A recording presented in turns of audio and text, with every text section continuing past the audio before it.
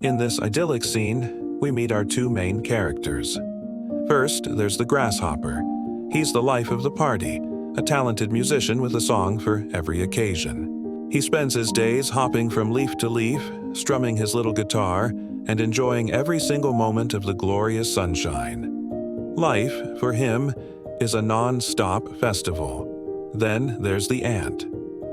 While the Grasshopper is busy composing his next big hit, the ant is on a mission. Day in and day out, you see him marching in a determined line with his fellow ants.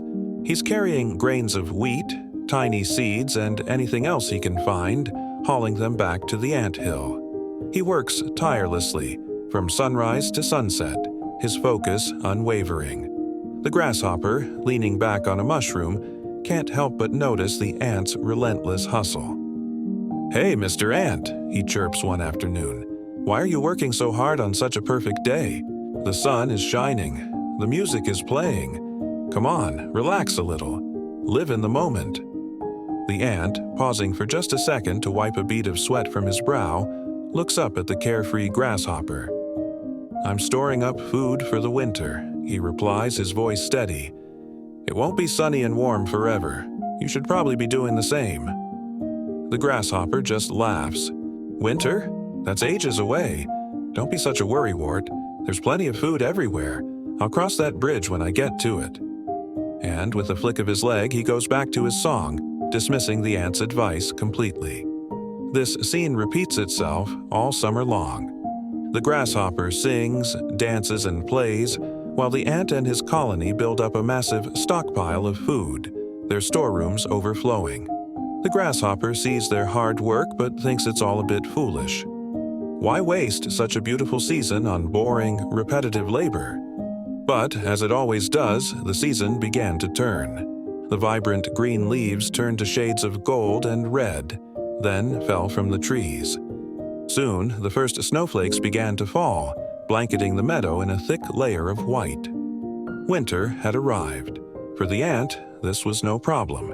He and his family were snug in their cozy, well-stocked anthill. They had a feast every day, warm and safe from the biting cold outside. They had prepared, and now they were reaping the rewards of their discipline and foresight. But for the Grasshopper, the world had turned into a nightmare. His music was silenced by the howling wind. There was no food to be found anywhere.